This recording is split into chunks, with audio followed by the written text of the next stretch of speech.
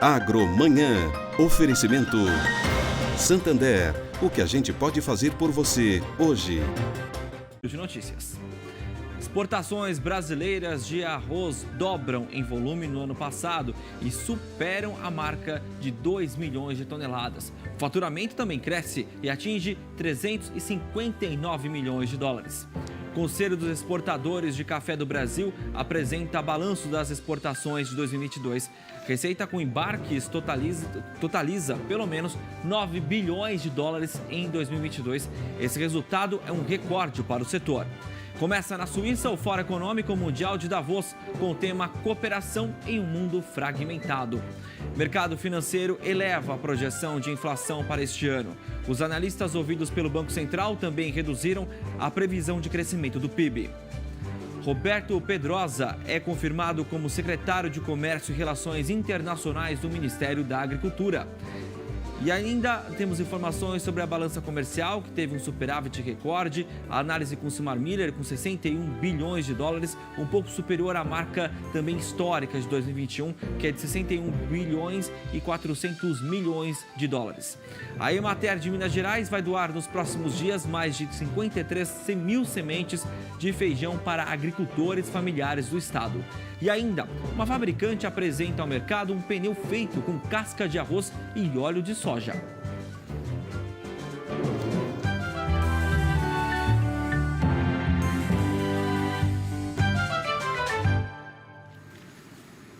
As exportações brasileiras de arroz praticamente dobraram em volume no ano passado, acima de 2 milhões de toneladas. O faturamento também cresceu e ultrapassou 59 milhões de dólares em 2021 para 657 milhões no último ano. Espanha e Portugal são os principais compradores do arroz brasileiro, mas em 2022 o cereal conquistou novos clientes, entre eles Honduras, Líbia e Gabão. Segundo a AB Arroz, Associação Brasileira da Indústria do Arroz, o Brasil exportou 2 milhões 110 mil toneladas no ano passado, com receita de 657 milhões e 400 mil dólares. O volume é quase o dobro do total alcançado em 2021, quando os embarques atingiram 1 milhão 140 mil toneladas, com faturamento de 359 milhões de dólares. Já as exportações do arroz beneficiado, com maior valor agregado, também cresceram no ano passado, chegando a 588 mil toneladas, o equivalente a 190,6 milhões de dólares. Na comparação com o ano anterior, os embarques do cereal beneficiado cresceram 34% em quantidade e 14% em valor. Senegal, Cuba e Peru são os principais compradores. De acordo com a AB Arroz, o bom desempenho é resultado do retorno à normalidade do comércio global, com a superação de entraves criados pela pandemia de Covid-19 e das ações promocionais realizadas pelo setor em mercados estratégicos, como o projeto Brazilian Rice, uma iniciativa desenvolvida há mais de 10 anos em parceria com a Apex Brasil. E outro ponto importante é que nós exportamos arroz beneficiado para 9 novos mercados, com destaque aí para Honduras e El Salvador. E as vendas de arroz beneficiado aumentaram consideravelmente para a Argélia, para Portugal e Espanha, principalmente do arroz integral. Esse produto ele teve um aumento de mais de 200% com relação à média dos últimos 5 anos, muito puxado pelas exportações para a Europa. O BNDES terá um programa para financiar as exportações brasileiras. Foi o que afirmou nesta segunda-feira o vice-presidente da República e ministro da Indústria e Comércio, Geraldo Alckmin, em reunião na sede da Fiesp. Alckmin participou da primeira reunião da Federação das Indústrias do Estado de São Paulo em 2023 e ressaltou a importância do Brasil voltar a ampliar as parcerias no mercado internacional. Nós precisamos expandir os acordos internacionais, que à medida que a gente não avança, os outros avançam. O Chile está celebrando com a União Europeia. Então, o presidente Lula está indo, essa semana que vem, à Argentina. A Argentina é um parceiro importantíssimo, porque é para onde nós vendemos manufatura, produto com maior valor agregado. De acordo com o vice-presidente, a queda nas exportações nacionais de 28 bilhões de dólares para 15 bilhões tem como principal resultado o avanço da China sobre parceiros tradicionais do Brasil, como é o caso da Argentina. A China ocupou o espaço do Brasil, por várias razões, mas uma delas é financiar o importador. A China financia o importador argentino com um custo muito mais baixo e ele dá preferência ao outro produto. Você perde mercado numa área importantíssima que é a exportação de automóvel, ônibus, caminhão, autopeça, enfim, valor agregado. Para aumentar as vendas para o exterior, o BNDES, Banco Nacional do Desenvolvimento, vai criar um programa para financiar as exportações do Brasil. Nós temos o BNDES, veio para o MIDIC, nós estamos defendendo um programa para financiar as exportações. Ela é extremamente necessária e relevante. O ministro da Agricultura anunciou que pretende simplificar as exportações de produtos de origem animal para impulsionar o setor. A proposta do ministro Carlos Fávaro é de simplificar o procedimento de habilitação de estabelecimentos para a exportação de produtos de origem animal. Dessa forma, as empresas passariam a lidar com um processo menos burocrático, já pré-definido, o que permitiria uma tramitação mais curta. A sugestão foi apresentada por Fávaro durante uma reunião com representantes da Agência Brasileira de Promoção de Exportações e Investimentos, a Apex Brasil. O ministro da Agricultura acredita que a medida, se vingar, será capaz de ampliar o comércio exterior de estados com menor participação no mercado internacional. Hoje, as empresas que desejam importar produtos para outros países precisam cumprir uma série de requisitos, tanto de caráter logístico quanto de controle sanitário. O valor bruto da produção agropecuária, o VBP, de 2022, fechou em 1,189 bilhões de reais. O valor é o segundo maior em uma série de 34 anos de cálculo deste indicador. O faturamento das lavouras foi de 814 bilhões de reais e o da pecuária de 374 bilhões. O fator que mais prejudicou o desempenho foi a seca, especialmente na região sul e parte do centro-oeste, que resultou em prejuízos aos agricultores causados por perdas de produção de soja, milho e feijão. A pecuária também foi afetada devido às perdas de suprimento. Os produtos que mais se destacaram em 2022 foram o algodão, o café, o milho, o trigo e o leite. Para 2023, o VBP estimado é 6,3% maior que o de 2022, podendo atingir 1 trilhão e 263 bilhões de reais. E os resultados do VBP, que é a produção agropecuária, é o assunto de hoje, na análise de Silmar Miller.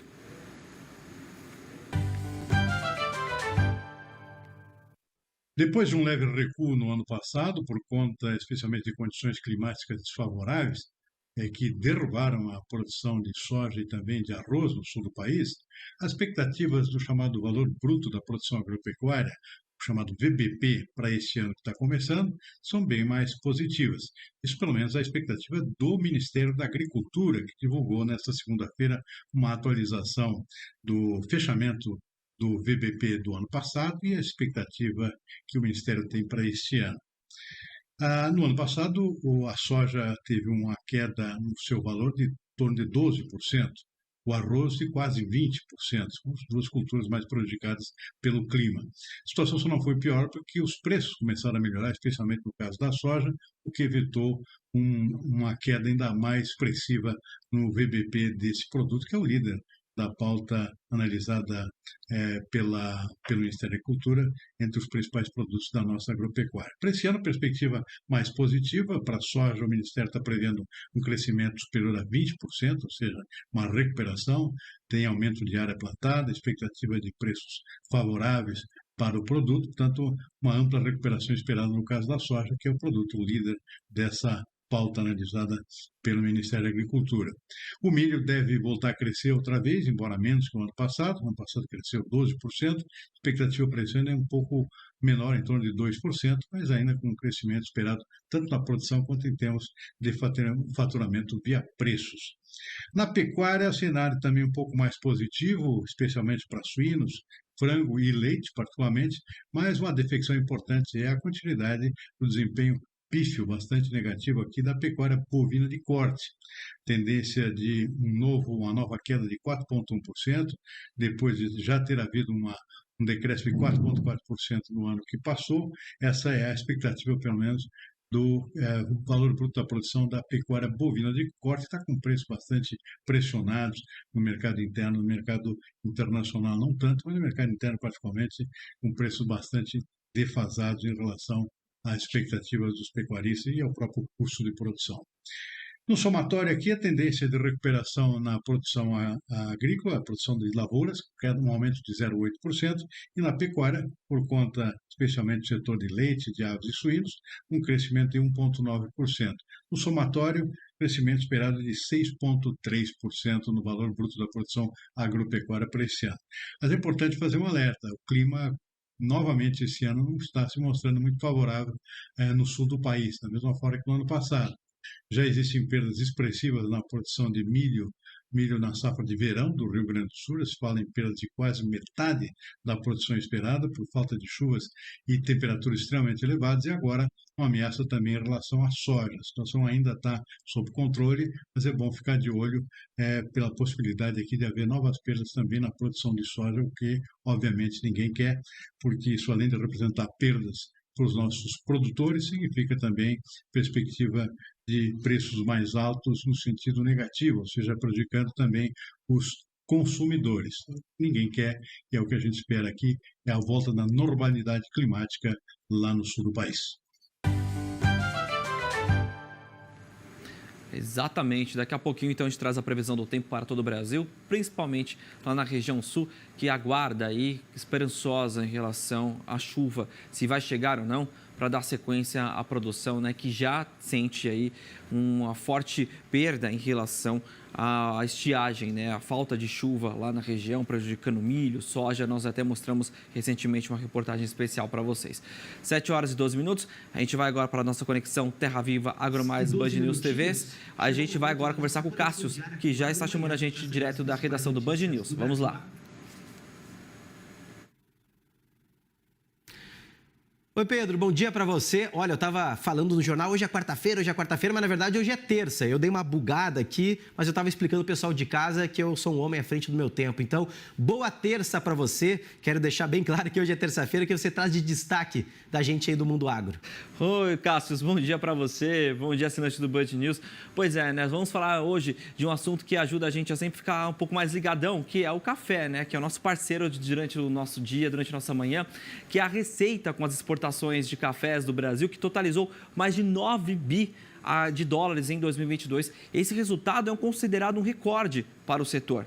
E olha, no período, o destaque ficou para o café arábica, o mais exportado no último ano. Em termos de volume total, o Brasil embarcou pelo menos 39 milhões de sacas. É o que a gente acompanha agora na reportagem. Em dezembro de 2022, o Brasil exportou pouco mais de 3 milhões de sacas. Resultado inferior em volume e queda de quase 12% em receita na comparação com o mesmo mês de 2021. Porém, este é o segundo melhor desempenho em faturamento nos últimos 5 anos.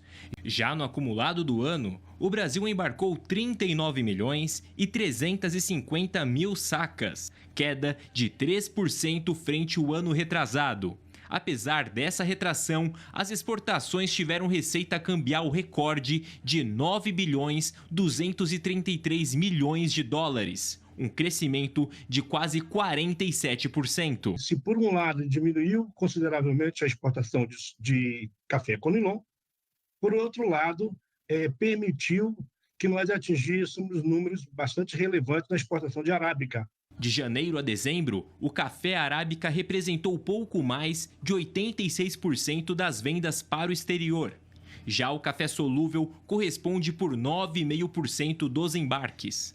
Ao longo dos 12 meses de 2022, os cafés brasileiros foram exportados para 122 países. Os Estados Unidos permaneceram na liderança do ranking, seguidos pela Alemanha e Itália. No nosso top 10, apenas o Japão, na 5ª posição, mostrou uma retração de 25%.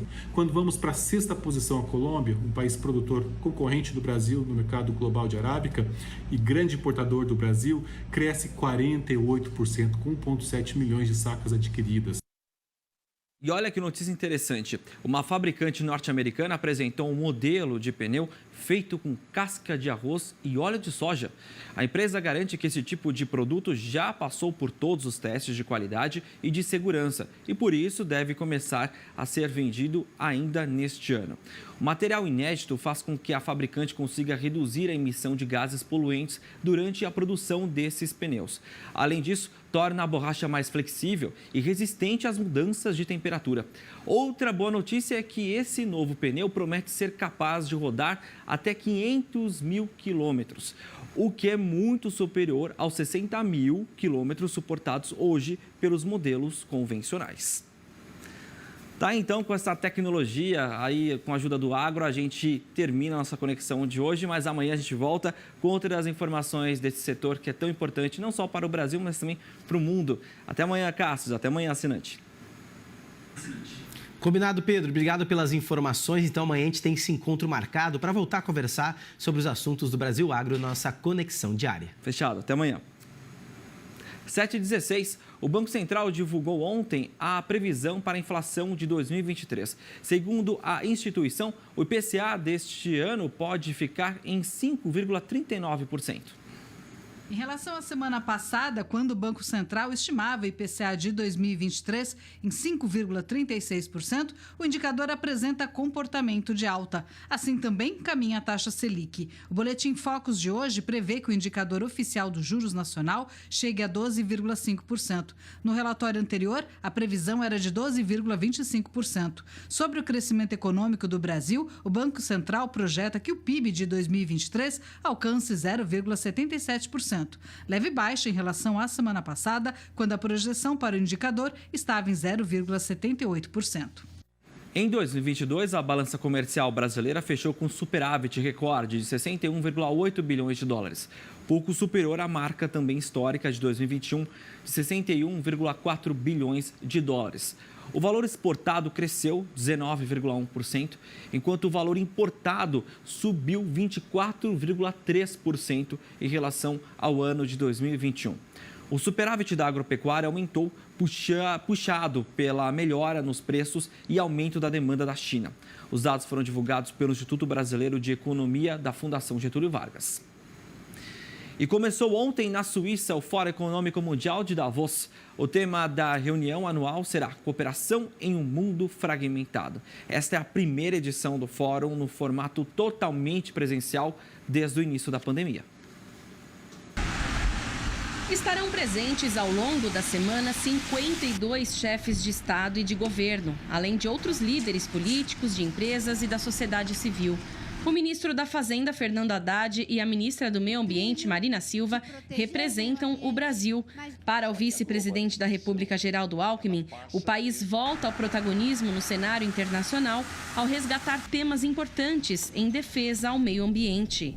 Tem duas questões relevantes. Uma, a globalização continua. Só que a globalização, ela passa a ter um adendo, um significado relevante, que é precaução. Mudanças climáticas, né? A questão da descarbonização, ela passa a ter uma importância enorme. E o Brasil deixa de ser pária na questão internacional, a imagem do Brasil muito ruim com o desmatamento da Amazônia, principalmente, para ser o grande protagonista da descarbonização, da transição energética, da produção com menor emissão, com compensação de carbono, abre aí um espaço enorme. Marina Silva foi a primeira a falar no fórum, no painel Em Harmonia com a Natureza, e destacou a importância de políticas para a proteção do meio ambiente e o combate à desigualdade social.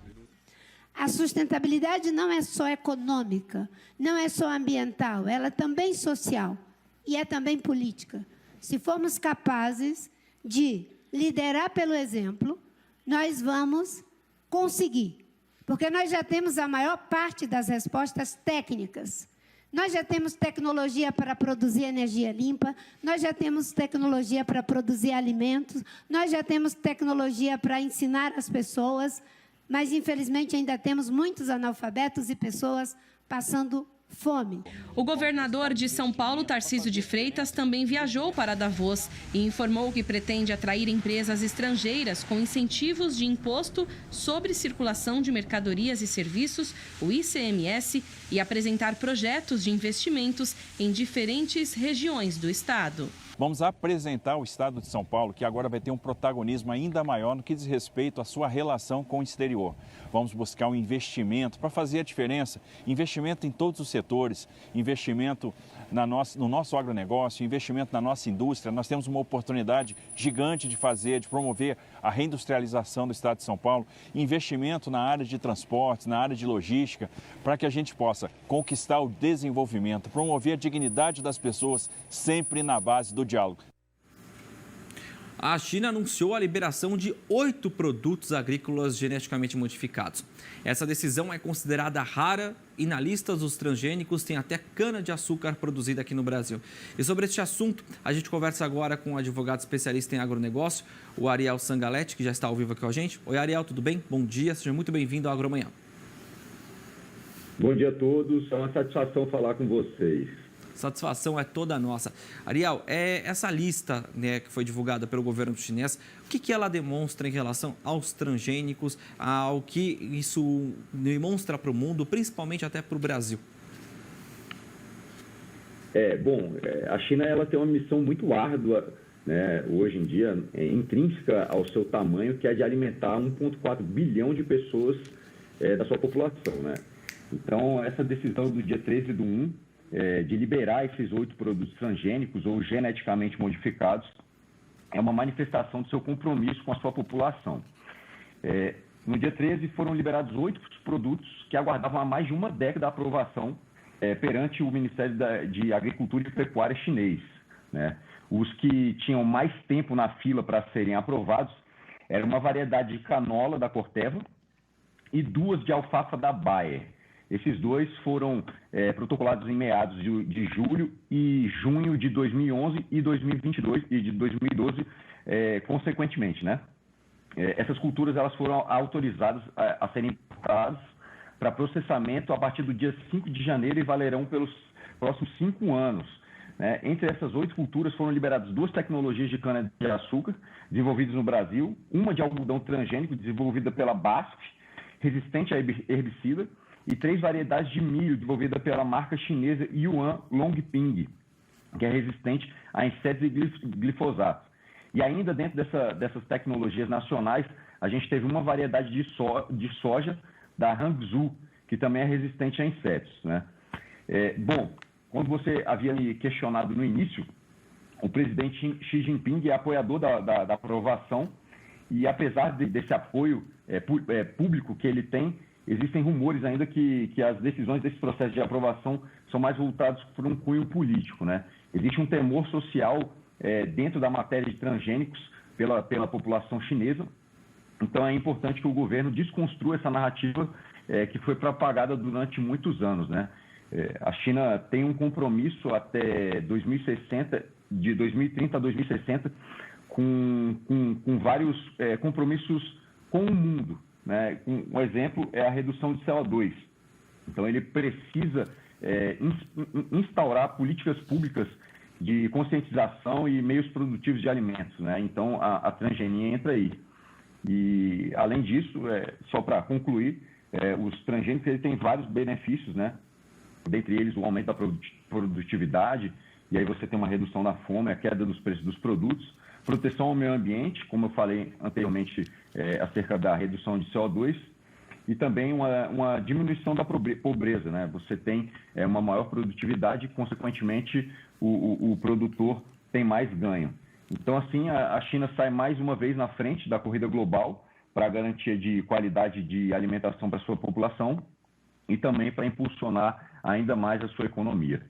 Agora, a gente falou há pouco sobre essa questão aí de uma década, né? 10 anos depois, a China vem com essa decisão, né? 10 anos de estudos para liberação, e isso trouxe um impacto, obviamente, no agronegócio mundial, né? Dessa decisão, que é uma decisão considerada rara, não só aqui para o produto nacional, mas também para outros produtos, e o mundo enxerga isso.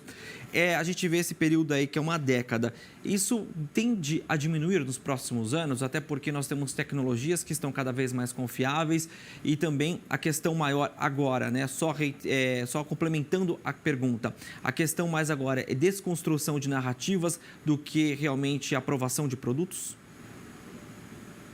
Não, na realidade, daqui a 10 anos, esse volume ele tende a aumentar cada vez mais, né?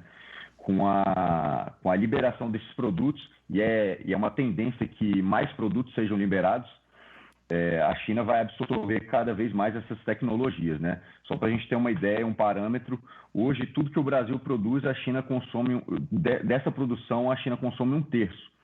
Então, para o Brasil também tem um impacto muito significativo, à medida que pós-Covid, até hoje, a gente teve um ganho muito grande nessa parceria comercial com a China, e também o volume de produção do Brasil aumentou. Então, a capacidade de absorção da China vai ser cada vez maior. Então, a transgenia entra no meio disso tudo pelo aumento da produtividade. Então, a gente vai ter um resultado muito expressivo não só para o Brasil, mas também como para o resto do mundo, né? Então, é uma decisão muito importante que vai impactar o mundo como um todo. De fora também que a burocracia vai diminuir daqui para frente em relação à aprovação também, né? Porque tudo que vai se ajustando vai começando a se enquadrar em certas condições internacionais, em regulamentações internacionais, para que os produtos cada vez mais tenham facilidade de acessar os mercados, né? Exatamente. Essa movimentação vem desde 2008, passou por alguns percalços aí, principalmente em 2014. Em 2014 a gente teve um episódio que a China autorizou a importação de 8 tipos de soja transgênica e mais 15 produtos de milho para consumo animal e não humano. Na época era a variedade de milho da Singenta, e aí ela não foi aprovada e existia um descarte de 1 milhão de toneladas dessa variedade de milho. Então, até hoje, a gente teve alguns episódios simbólicos e pontuais dentro desse contexto de aprovação regulatória da China para absorção dessas tecnologias, mas hoje a gente tem um desfecho muito grande. Muitas vezes as pessoas não têm uma consciência efetiva do que realmente foi a consequência dessa decisão, mas hoje a gente pode ter um marco histórico com tudo isso que foi propagado aí pelo governo chinês. Perfeito. Bom, Ariel, muito obrigado pela sua participação, agradeço aqui a sua análise. A gente sabe, então, que tem muito assunto para a gente falar ainda sobre os transgênicos, principalmente das liberações que a gente tem certeza que vão começar a ocorrer, ainda mais porque o mundo precisa de segurança alimentar, e esses produtos que são geneticamente modificados, eles são essenciais na questão sustentável como um todo. Muito obrigado pela sua participação, o Dr. Ariel falando com a gente ao vivo aqui no nosso Agromanhã. A gente muda de assunto agora porque o consumo de cogumelos vem crescendo bastante aqui no Brasil. E apesar de ainda pequeno em relação aos outros países, viu? A gente acompanha agora os detalhes na reportagem do Rodrigo Leite. Há 22 anos, o Eli resolveu seguir os passos do pai. Deixou a capital e se mudou para Tijucas do Sul, na região de Curitiba, para produzir cogumelos. Aqui ele produz 1 tonelada de champignon por mês. E a demanda vem aumentando. Já cresceu muito, porque tem muitos nutrientes, né? Vegano, por exemplo, eles pegam e usam muito cogumelo. Tanto o Paris como o shiitake, o shimeji, que são os mais conhecidos no Brasil. Em Tijucas do Sul, os produtores encontram um clima mais frio, fundamental para o cultivo dos fungos. A variedade é enorme, mas apenas 10% das espécies de cogumelos são comestíveis. Entre as mais consumidas estão o champignon, o shiitake e o shimeji. E o cultivo tem aspectos curiosos. O fungo é inserido em uma semente de trigo que é colocada nesses sacos plásticos com ureia, calcário, gesso, adubo natural e palhas de milho e trigo. É aqui que a incubação acontece até os cogumelos aparecerem. Todo o processo de produção dura em torno de 70 dias e é preciso muito cuidado para produzir cogumelo, isso porque o fungo é muito sensível. Toda a estufa precisa ser higienizada constantemente, inclusive com o uso de cal para evitar contaminações. E mesmo com todos os cuidados, algumas pragas ameaçam a produção. Entre elas está o fungo verde, que já deu um prejuízo de R$20 mil a esse produtor no ano passado. Segundo a Embrapa, a maior parte do cogumelo consumido no país vem da China. O consumo no Brasil ainda é pequeno se comparado a outros países. De acordo com a Associação Nacional dos Produtores, um brasileiro come em média 160 gramas por ano, enquanto na Alemanha o consumo é de quase 4 quilos por pessoa. Eles têm várias vitaminas, têm propriedades antibióticas. Não é? Você sabe que, no fundo, a penicilina, um monte de antibióticos que nós temos são produzidos originalmente pelos cogumelos, né?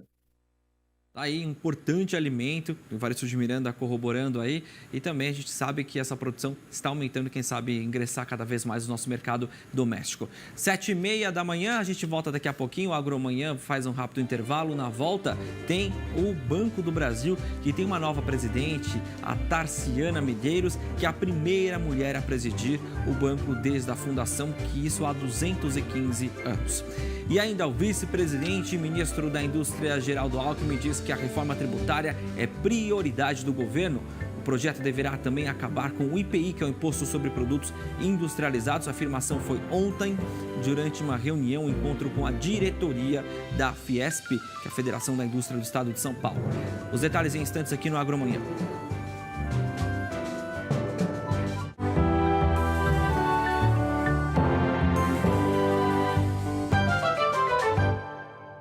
O Banco do Brasil tem uma nova presidente. Tarciana Medeiros tomou posse nesta segunda-feira em Brasília.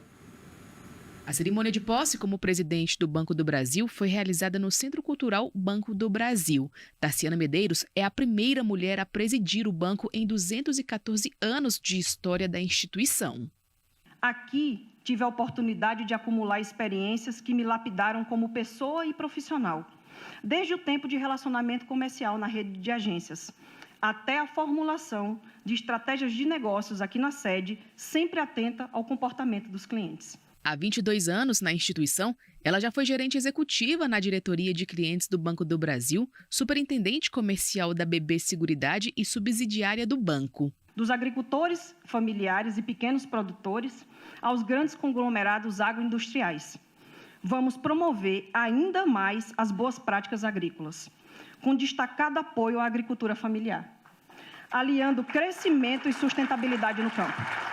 Tarciana foi escolhida pelo próprio presidente Lula, que priorizou mulheres para o comando dos 2 principais bancos públicos do país. Rita Serrano, na Caixa Econômica, e agora Medeiros, no Banco do Brasil. De acordo com o Banco Central do Brasil, o BB detém 54% de participação nos financiamentos destinados ao setor. Para a safra 2022-2023, o banco disponibilizou 200 bilhões de reais.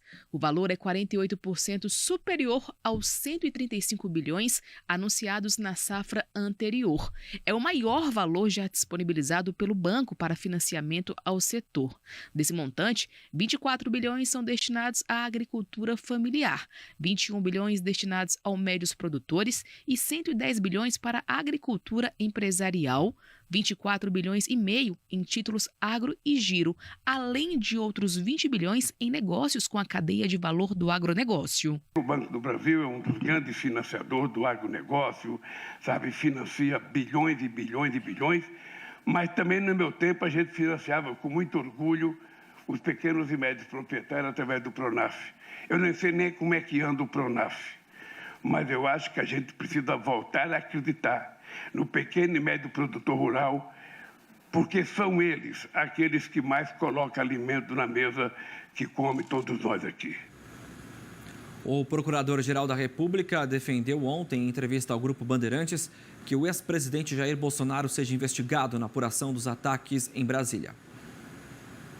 Em entrevista à Rádio Bandeirantes, Augusto Aras afirmou que é fundamental apurar se houve participação direta ou indireta do ex-presidente Jair Bolsonaro nos atos de vandalismo e contra a democracia nas sedes dos 3 poderes em Brasília. Considerando que o movimento, pelo menos daquilo que é divulgado pela imprensa, é um movimento em favor de Bolsonaro e levando-se em conta que, em tese, seria ele o beneficiário dessas condutas que foram praticadas, ainda que, porventura, tenham sido a revelia de sua vontade, é importante investigar para saber se há participação ou não de Sua Excelência, o ex-presidente, no evento tão desastroso para a nossa democracia e, infelizmente, saímos sem perda de vidas, com prejuízos materiais que serão ressarcidos. Na sexta-feira, o ministro Alexandre de Moraes, do Supremo Tribunal Federal, acolheu o pedido da própria PGR para incluir Jair Bolsonaro no inquérito que investiga quem está por trás das cenas de violência.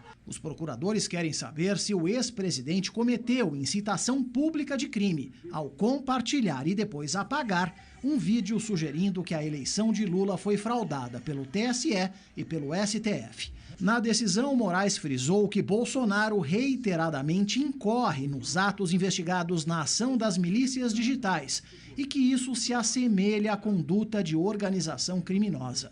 Em nota, ainda na sexta-feira, o advogado do ex-presidente afirmou que o cliente sempre repudiou todos os atos criminosos, sempre falou contra tais comportamentos ilícitos e atuou dentro das 4 linhas da Constituição. No Congresso, apoiadores de primeira linha de Bolsonaro e até mesmo o comando do partido dele, o PL, têm pressionado o ex-presidente para que ele venha a público de maneira veemente condenar os atos e pedir o fim dos protestos. Seria o primeiro passo, segundo parlamentares, para que ele passe, de fato, a ocupar o lugar de líder da oposição. Hoje, o presidente da Câmara, por exemplo, fez questão de se distanciar. Eu não acho, cada um responde pelo que faz, né?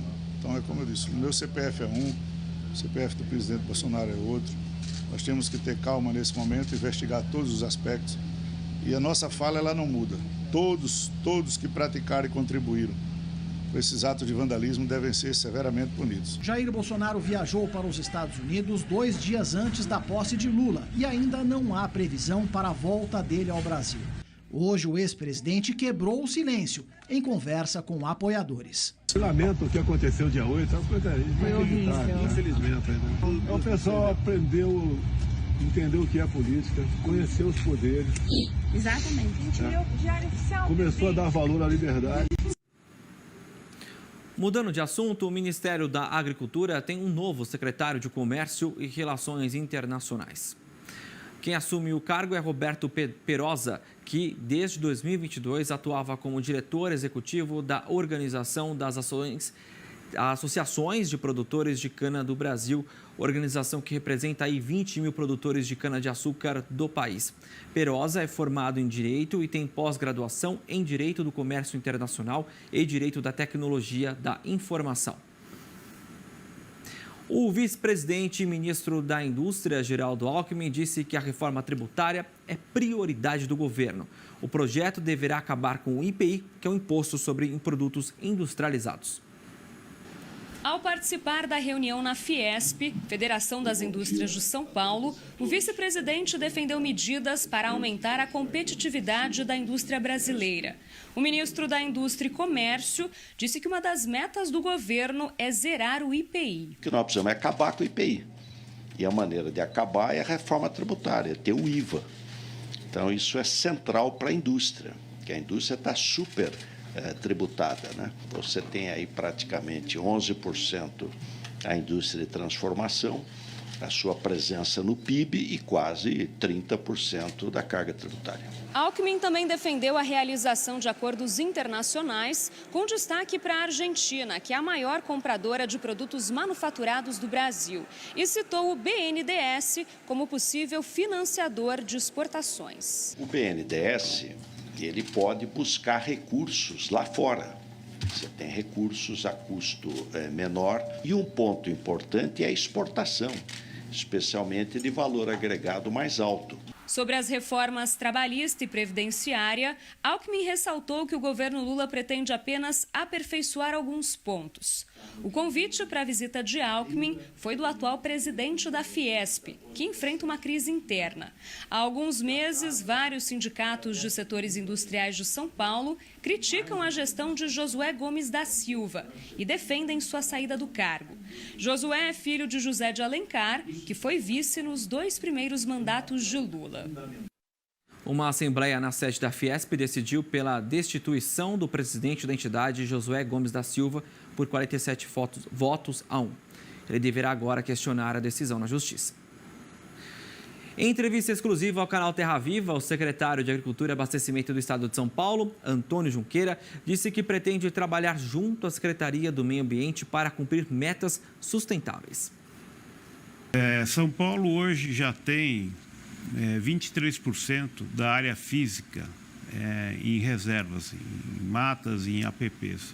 O Código Florestal pede que São Paulo tenha 20%. Então, nós estamos um pouquinho acima do previsto. São Paulo é um estado onde você tem por volta de 407 mil propriedades, sendo que por volta de 190 mil são pequenas, de até 22 hectares. Bom, praticamente todos os produtores aqui do estado têm um excesso de reserva. Então, nós vamos criar um mecanismo e esse mecanismo fará com que a gente consiga ter pagamentos ambientais, né? Agora, São Paulo é uma usina de ideias e todas as usinas de açúcar estão praticamente aqui. Nós temos aqui por volta de 165, 166 usinas, né? Nós estamos falando dos créditos de carbono, outros tipos de energia. Nós vamos trabalhar fortemente também o hidrogênio, né? Hidrogênio verde. Nós vamos trabalhar fortemente para que a gente consiga realmente atingir essas metas, né? Nós vamos sentar com o setor, vamos conversar, estamos já desenhando um programa e aqui Secretaria da Agricultura e Meio Ambiente serão muito parceiros. O secretário ainda comentou a segurança hídrica no agronegócio paulista. Olha, quando a gente fala em pagamento de serviços ambientais, a segurança hídrica caminha junto, né? Não existe... tudo está entrelaçado, tudo anda junto. Quer dizer, nós vamos também trabalhar fortemente para que o produtor tenha a sua reserva de água, que é um grande problema hoje em dia, inclusive a irrigação, né? É outro ponto que nós temos que atacar fortemente, né? Às vezes o desperdício de água é muito grande. Então, podem ter certeza que boas novidades virão aí logo mais. O secretário falou ainda sobre os próximos passos frente à pasta. Eu já comecei a marcar as minhas reuniões. Vou chamar um a um Câmara Setorial, Fórum do Agro São Paulo, vou até a FAESP, Sociedade Rural Brasileira, e vou conversar com todos esses entes e saber o que nós podemos melhorar na agricultura de São Paulo, né? Afinal de contas, nós estamos falando de uma indústria do céu aberto, e eu acho que ouvir as várias entidades é muito importante. Nós pretendemos digitalizar em 100% a Secretaria de Agricultura. Nós temos um programa chamado Conectividade Rural, que é uma parceria com a Google, onde nós estamos mapeando praticamente 100% das estradas rurais e não rurais do estado de São Paulo, né? E as pessoas passarão a ter CEP. Com isso, nós teremos também a oportunidade de estar conhecendo quais são os pontos melhores ou não tão bons para a gente atingir essa conectividade. Nós vamos fazer um programa para incentivar para que as pessoas deixem de ir nas casas de agricultura, as que são estão um pouco mais afastadas, e consigam acessar todos os dados da Secretaria dentro da sua propriedade. Eu acho que tempo é dinheiro e a gente precisa mostrar modernidade. Afinal de contas, São Paulo é vitrine para o Brasil. A entrevista completa com o secretário de Agricultura do Estado de São Paulo, Antônio Junqueira, está lá no nosso YouTube do canal Terra Viva e também no nosso site tvterraviva.com.br. Mudando de assunto, o setor de chocolates movimentou mais de 7 bilhões de reais de janeiro a setembro de 2022. Os dados foram divulgados pela Associação Brasileira da Indústria de Chocolates, Amendoim e Balas.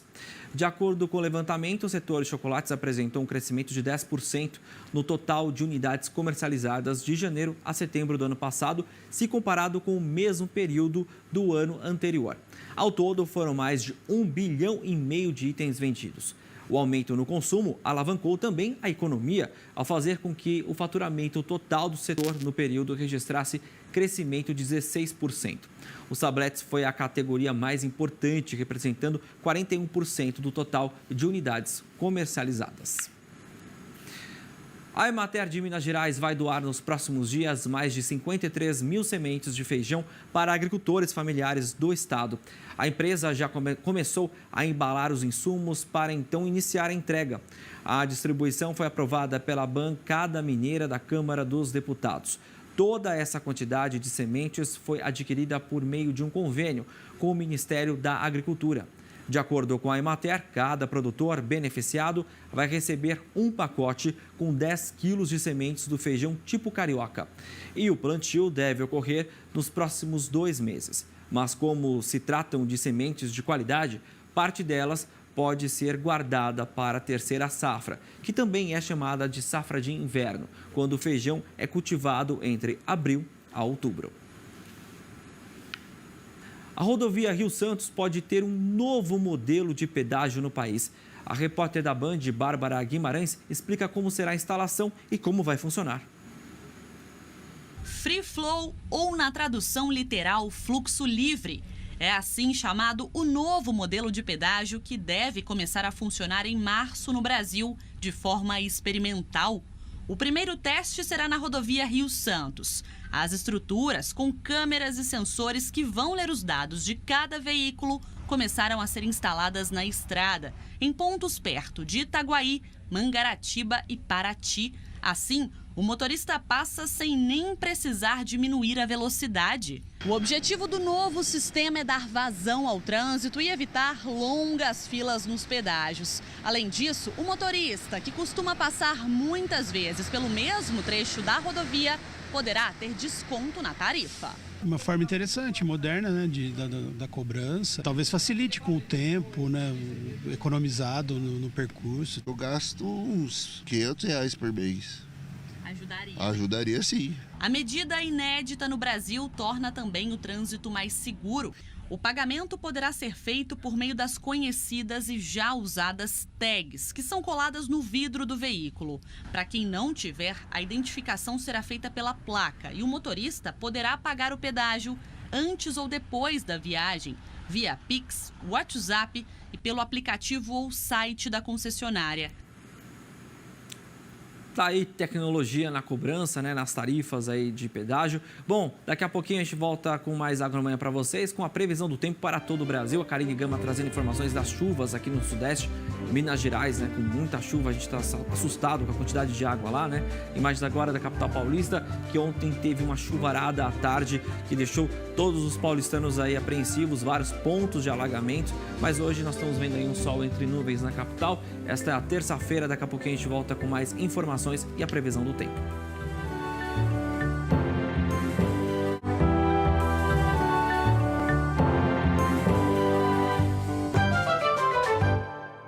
A gente abre este bloco destacando o leite, que é um dos alimentos que é um alimento mais consumido aí entre os brasileiros. E contando todos os derivados dele, que chegam até as nossas mesas, existe toda uma cadeia produtora responsável por essa fabricação.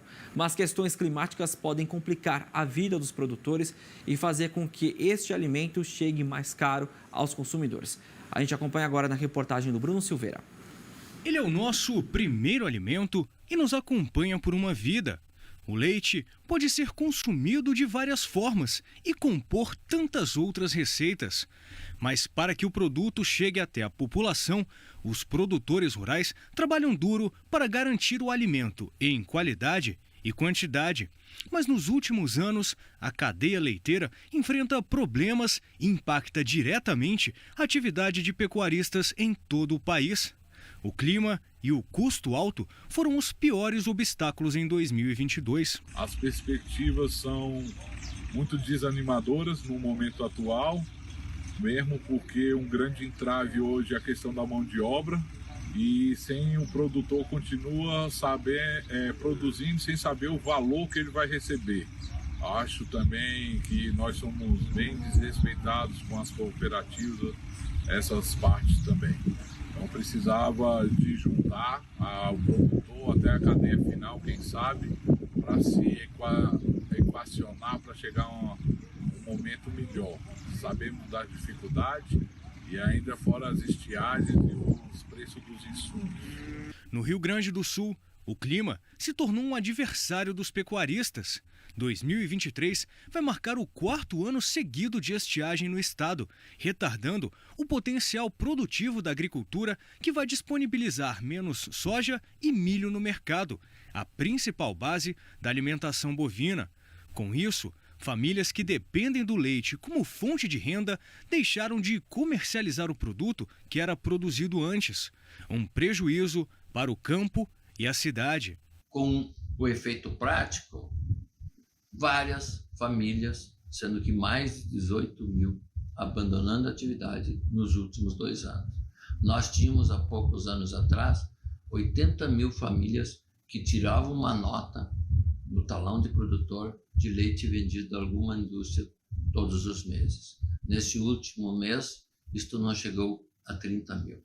Isto é o efeito prático de 4 anos de estiagem, de 4 anos de enormes dificuldades, somadas ao preço baixo de remuneração ao litro para o produtor.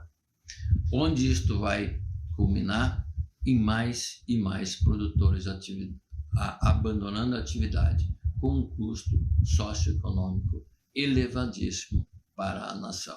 Pois a atividade leiteira, uma vez abandonada, é muito difícil de ser retomada. E das propriedades, o leite segue, em sua maioria, para os laticínios. Nas agroindústrias, o produto cru ganha forma. Nesta fábrica do Distrito Federal, são produzidos 5 tipos diferentes de queijo, 2 de manteiga, creme de leite e até leite condensado, além do produto integral em saquinho. Tudo isso demanda 80 mil litros de leite por dia para a produção. E com as dificuldades dos produtores, às vezes fica difícil até conseguir suprir a quantidade de matéria-prima necessária. O leite, ele teve um crescimento muito rápido no ano passado, até meados de julho, até julho. E de agosto, o leite teve um declínio acentuado. E isso prejudicou toda a cadeia. Muitos produtores saíram da atividade, muitos produtores tiveram que economizar, reduzir custos para poder ficar na atividade. E hoje a consequência disso é até a falta do leite no mercado. Agora, janeiro de 2023, dezembro e janeiro, está sendo uma safra de pouco leite. A produtividade caiu de um modo geral. Para que todos esses produtos cheguem à mesa da população, o laticínio compra leite de 600 fornecedores, especialmente da agricultura familiar. E para produzir, a demanda do comércio é quem manda. Com as variações de mercado, a fábrica precisa primeiro se programar para depois comprar a matéria-prima dos pecuaristas. Comércio de laticínios e derivados realmente é uma montanha-russa. O comércio é soberano.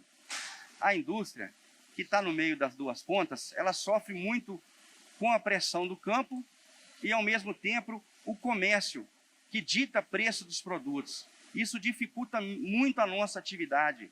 Eu falo para todo mundo que para mexer com laticínios, às vezes você tem que ter sexto sentido, porque você não consegue prever o que vai acontecer lá na frente.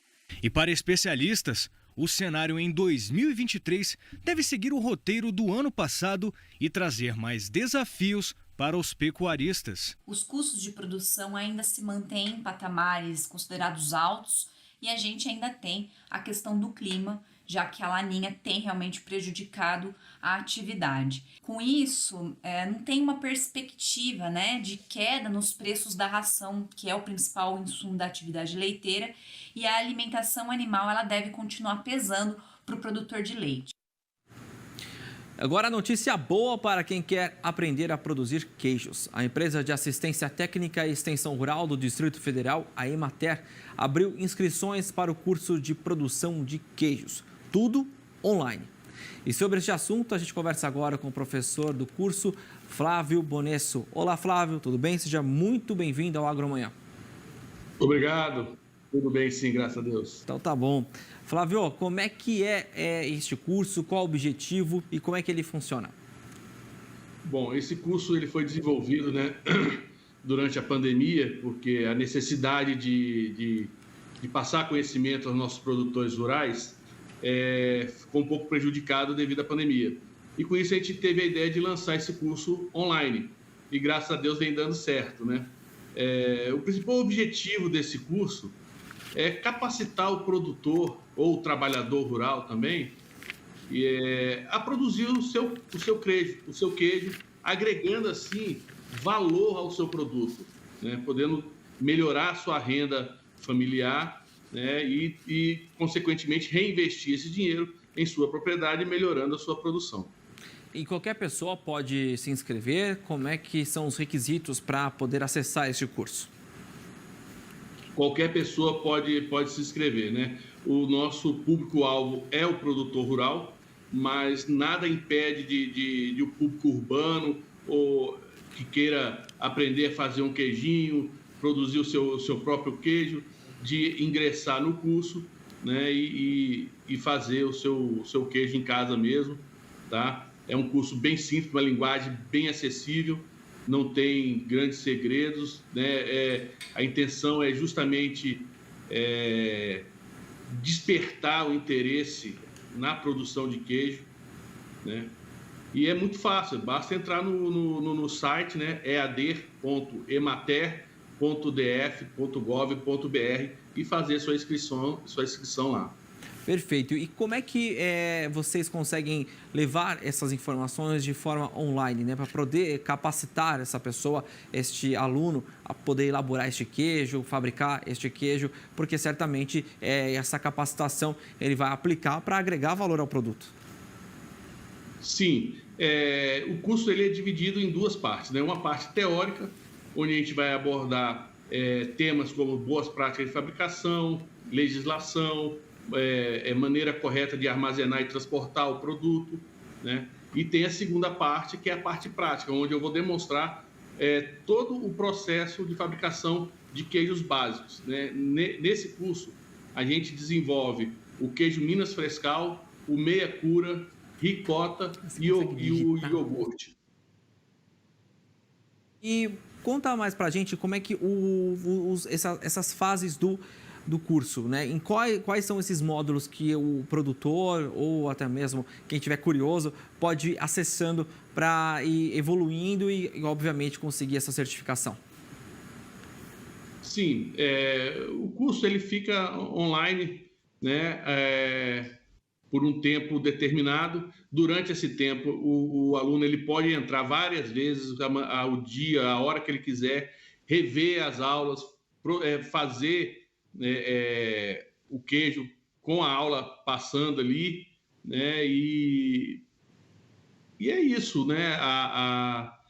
O curso é muito fácil, muito prático, muito simples de se assistir à aula, de ter acesso ao material. É disponibilizada uma apostila online que o candidato pode imprimir, tá? O certificado vai via online também, tá? E é isso. Só para a gente ir concluindo a nossa entrevista, como é que vocês já conseguiram observar os resultados deste curso, né? Já existem os alunos que vão até vocês falando sobre os resultados, o que conseguiram já que já conseguiram vender, produzir melhor o queijo. O que vocês já conseguiram observar aí desse tempo de curso? Sim, com certeza. O interessante do curso online é que a gente consegue atingir um público muito grande, né? dentro do DF, fora do DF e até fora do Brasil. Nós temos relatos de alunos que estavam no Japão, né? Mora lá no Japão e estavam querendo aprender a produzir queijo para levar o nosso queijinho lá para o Japão, né? Achei interessante isso. E o retorno que a gente tem são principalmente dos nossos produtores rurais, né? Que nós temos acesso mais fácil a eles aqui e que a gente pode sim, a gente tem relatos de produtor que fala, eu não sabia que por isso que meu queijo estava inchando, era porque eu estava fazendo dessa maneira ou daquela maneira, e o curso me abriu a cabeça e eu consegui resolver esse problema de contaminação no queijo, né? Isso é muito legal, esse retorno. E também, como a gente tem uma linha direta, né, através de e-mail, mesmo depois do curso, as pessoas ainda mandam alguns e-mails querendo resolver alguma dúvida, esclarecer alguma dúvida, e a gente está com o e-mail fica aberto, aí eu entro quase que todo dia, e sempre que tem uma dúvida lá, eu respondo aos candidatos que passaram pelo nosso curso. Perfeito. Então, Flávio, muito obrigado pela sua participação, mas antes de você se despedir, novamente, reitero aqui o convite para o pessoal participar, também o endereço lá de vocês. Perfeito. Então, pessoal, venham participar desse curso, é um curso muito legal, é um curso bem prático, tá? Muito fácil, interessante para quem quer aprender a fazer um queijo, agregar valor ao seu produto, de repente até fazer um queijinho em casa mesmo e apresentar para a família, né? Bem interessante. Entre lá no portal ead.emater.df.gov.br e faça a sua inscrição. Perfeito, Flávio. Muito obrigado, um abraço para você também, boa sorte a todos os alunos, tenho certeza que vai ser um curso de muito êxito, obviamente levando capacitação e produzindo o queijinho, que é realmente um cartão de visita para a casa de qualquer um e, é claro, agenda na renda de todo mundo. Um abraço, Flávio. Outro. Até mais, tchau, tchau. Até mais. Mudando de assunto, em Minas Gerais, mais estragos das chuvas. Em Patrocínio, no interior do estado, um temporal com ventos fortes causou inundações e queda de árvores. No Triângulo Mineiro, muitos prejuízos também causados pelos alagamentos em Uberlândia. As imagens aí assustam a velocidade do vento e também o temporal lá no Triângulo Mineiro. É o que a gente vai saber agora, então, a previsão do tempo para todo o Brasil.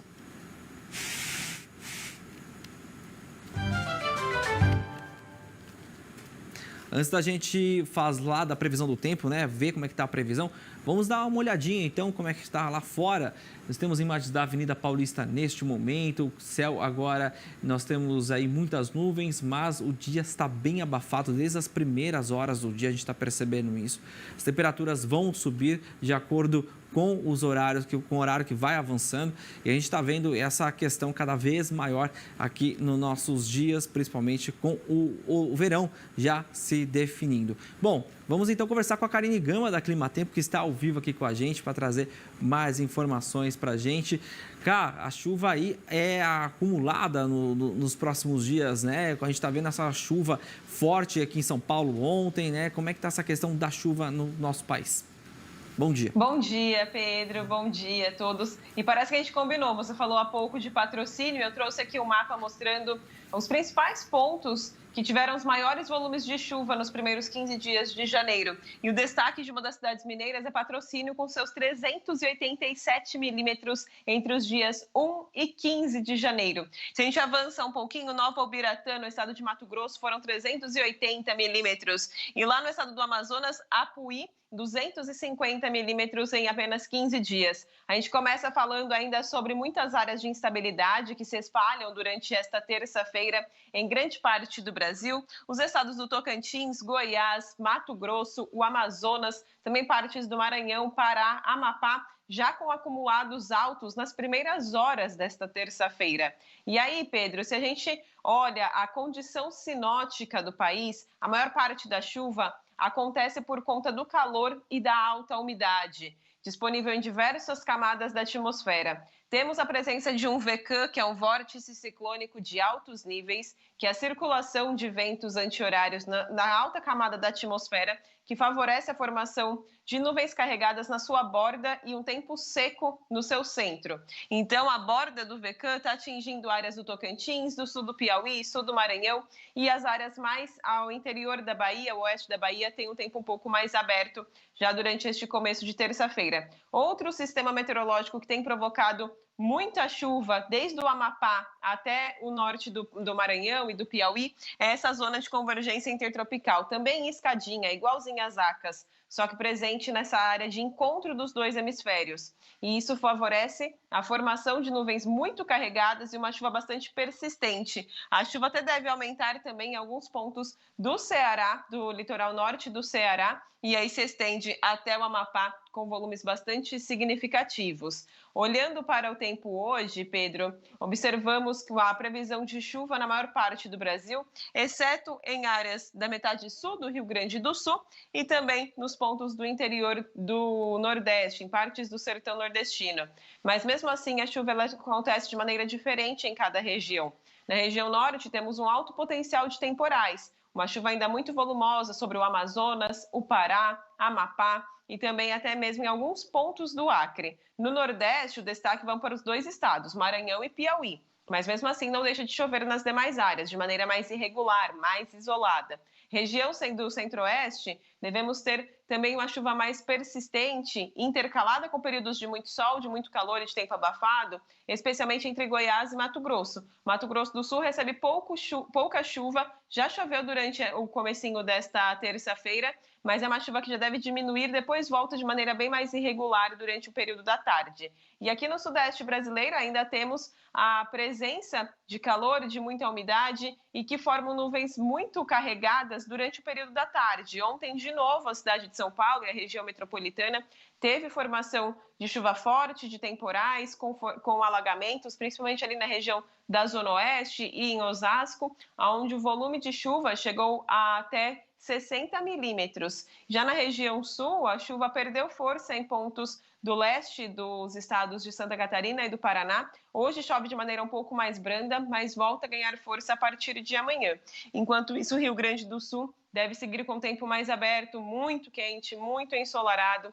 Máxima prevista de 30 graus já em Porto Alegre, mesma temperatura que deve ser observada em Campo Grande. São Paulo com máxima de 31, Vitória e BH na casa dos 32 na tarde de hoje e 31 graus lá em Teresina e em Manaus. E aí, Pedro, se a gente olha pelos próximos 5 dias, a condição de chuva para o Brasil segue mais ou menos o mesmo padrão.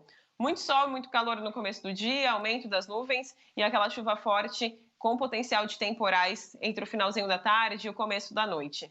Entre a quinta e a sexta-feira, a formação de cavados meteorológicos vai aumentar a chuva sobre o sudeste brasileiro. Então, a gente já vê cerca de 60 milímetros sobre Minas e São Paulo no decorrer dos próximos 5 dias, até o dia 22 de janeiro.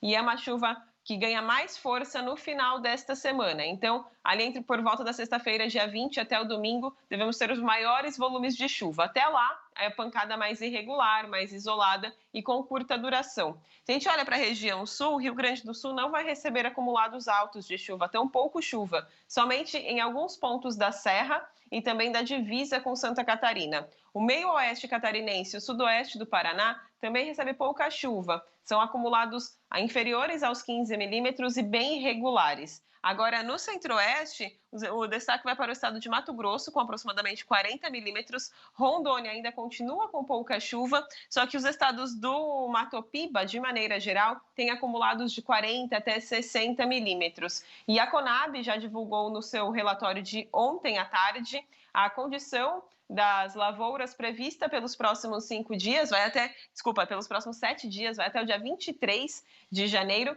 baseado nessa condição de chuva ou falta de chuva. E a gente vê que a falta de chuva ainda é um cenário que persiste, que provoca baixa restrição sobre o Rio Grande do Sul, tanto nas lavouras de soja quanto de milho primeira safra. A condição do milho é ainda pior em alguns pontos da fronteira oeste. Agora, para a soja, temos de baixa a média restrição por conta do déficit hídrico nos solos do rio-grandense. E a gente vê que também a situação não está muito boa já em alguns pontos do meio-oeste de Santa Catarina e do Paraná. E o próximo relatório talvez sinalize esta falta de chuva também já em algumas lavouras da metade oeste de Santa Catarina. Já em boa parte do Brasil, olha, agora a situação de Minas Gerais é mais favorável. Durante a semana passada, quando eu trouxe o mapa, havia pontos de inundação, de chuva muito persistente, muito volumosa, e que aí já provocava também uma diminuição na produtividade, no desenvolvimento das lavouras, por conta do excesso de chuva. Mas a maior parte do país está nessa situação mais confortável e favorável, tanto da soja quanto do milho. Em relação, Pedro, ao tempo durante a semana que vem, e é aí que eu chamo a atenção dos produtores, porque a partir da próxima segunda-feira há um indicativo bastante expressivo para a formação de uma nova zacas ainda durante este mês de janeiro. Não podemos ainda bater o martelo, estamos analisando as condições sinóticas, mas há um grande indicativo de um persistente corredor de umidade desde a região norte até o sudeste do país, a presença de uma frente fria que vai avançar entre a costa do sul e do sudeste e a formação de áreas de instabilidade nos altos níveis no interior do país e também do continente, atingindo principalmente a Bolívia, e um outro aqui no nordeste, que seria o VECAM e a Alta da Bolívia, que fazem parte quando temos a formação de zacas. Então, há um indicativo bem grande de uma nova zacas ainda durante esse mês de janeiro, especialmente no começo da semana que vem, e que deve, de novo, gerar uma chuva muito volumosa sobre os estados que já estão com o solo bem encharcado, Minas Gerais, partes de São Paulo, Goiás, e também partes da região norte, como os estados do Pará e o Tocantins. Essas zacas devem avançar também pelas áreas do centro e leste do estado de Mato Grosso, lembrando que a soja no estado de Mato Grosso já começou, está bem devagar, ainda não chega a 1%, mas os produtores eles aguardavam períodos com um pouquinho menos de chuva. Então essa notícia não deve ser tão boa para a maior parte ali das áreas do estado de Mato Grosso, já que tivemos uma chuva bastante significativa nas últimas semanas, isso já desde o ano passado, e a presença destas zacas deve atrapalhar as atividades em campo, em boa parte ali do centro-oeste, ainda do sudeste e as áreas mais ao sul da região norte. Pedro? Tá certo, Cá, a gente vai monitorando isso, né? Na verdade, a gente vai trazendo para o nosso assinante aqui do canal Terra Viva, do AgroMais, trazendo as informações sobre a produção, porque a gente sabe o quanto o clima ele interfere, porque nós temos uma indústria a céu aberto, que é o agronegócio, e tudo isso interfere claramente em todos os setores. A gente acabou de mostrar uma reportagem dos produtores preocupados com a safra de grãos, porque vai atingir em cheio os produtores de leite. Isso também afeta o setor de proteína animal, enfim, nós sabemos que é uma questão de um ciclo. Então, infelizmente, é uma cadeia, exatamente, né? É uma situação bem complicada e por isso eu falo que a sua participação aqui é uma prestação de serviço. E por falar prestação de serviço, vamos agora ao nosso alerta favorável, que é a boa notícia da previsão do tempo para o nosso produtor rural.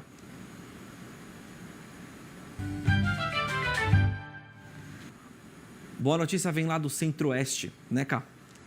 Sim, a gente tenta achar a cada dia da semana uma notícia de uma nova região do país. Ontem eu trouxe de Minas e a situação é bem parecida para essa semana, principalmente, porque tivemos já uma chuva bem persistente em áreas de Goiás. No comecinho de janeiro, choveu de maneira muito expressiva e volumosa, tanto na região de Rio Verde, mas também nas áreas mais ao central e oeste do estado de Goiás. Agora, a gente observa que ainda temos previsão de chuva, mas são volumes inferiores a 7 milímetros, especialmente até esta quarta. Na quinta e na sexta, a chuva aumenta um pouquinho mais, mas ainda assim não atinge os 10 milímetros. Então, a chuva durante esta época do ano é normal, ela acontece, os volumes vêm até aqui elevados, ali próximo de 10 milímetros diários, então a média climatológica é elevada, só que agora, nessa situação, a gente tem mais sol, mais calor, horas de sol para as plantas também no período da manhã, no começo da tarde, e é uma chuva que vem de maneira mais irregular no final do dia e que acontece num curto período de tempo. Diferente da situação da primeira semana de janeiro, que era com as zacas, que o tempo ficava fechado, o sol não aparecia e era uma chuva que ia e voltava ao longo de todo o dia. Mesmo com a possibilidade de zacas para a semana que vem, a gente vê aqui, olha, um indicativo de aumento desta chuva a partir do dia 22 até o dia 28. Temos sim essa possibilidade de aumento da chuva para as áreas do sul do estado de Goiás e são volumes que diariamente devem oscilar de 10 até 15 milímetros. Então, neste período para a semana que vem, já devemos ter um aumento da nebulosidade, mas até a segunda-feira o sol ainda aparece com muita intensidade em grande parte do nosso Brasil.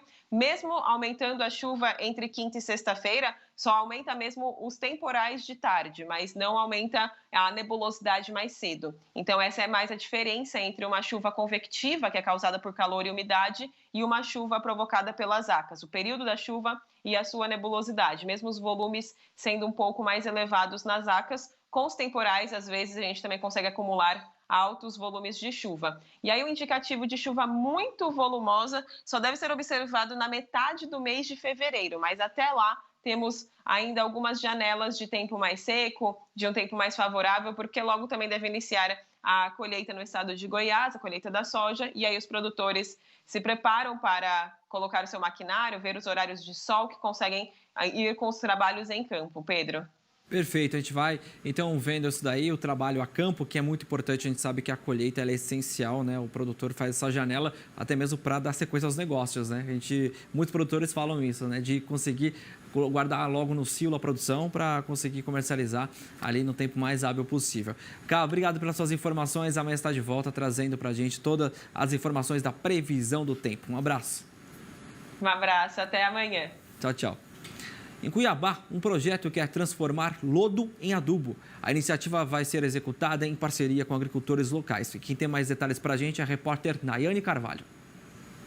Até o momento, mais de 30 produtores do assentamento 21 de abril, que fica na zona rural da capital do Mato Grosso, já assinaram o termo de adesão a esse projeto que foi batizado de Biolodo.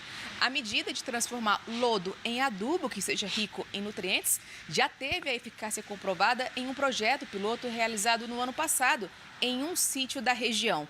Estes testes contaram com o apoio técnico da empresa mato-grossense de pesquisa, assistência e extensão rural, a Empaer. O governo local afirma que o novo insumo não deve nada para os adubos tradicionais no quesito qualidade. E por isso, a metodologia de produção inédita deve se expandir com o passar do tempo. O material a ser manipulado pela equipe de agricultores será coletado diretamente nas estações de tratamento de esgoto de Cuiabá. Segundo a Prefeitura Municipal, o programa tem como principal objetivo a geração de emprego e de renda com base na valorização da agricultura familiar. E olha que interessante, centenas de patos têm ajudado no controle de pragas em uma região produtora de vinhos na África do Sul. As aves percorrem as videiras atrás de caracóis e lesmas que comeriam as plantas. De quebra, ajudam a adubar naturalmente o solo. E viraram até mesmo uma atração turística. Olha só quanto pato lá na região da África do Sul. Bacana, né? Legal esse controle, podemos dizer, biológico. E olha também que espetáculo interessante, um berçário de tartarugas, só que dessa vez aqui no Brasil, em Rondônia. As praias do Rio Guaporé são um ponto protegido para a desova. Esses são os filhotes da tartaruga gigante sul-americana, a maior espécie de água doce da América Latina. Elas podem chegar a 1 metro de comprimento e pesar até 100 quilos. Tá aí, com esses destaques da nossa belíssima natureza, a gente encerra o nosso Agromanhã de hoje, desejando a todos um excelente e produtivo dia, mas amanhã, às 7 horas, a gente continua com mais informação para você. As primeiras notícias do dia você acompanha sempre aqui no Agromanhã, no Terra Viva e no Agromais. Continuem ligados na nossa programação. Até amanhã.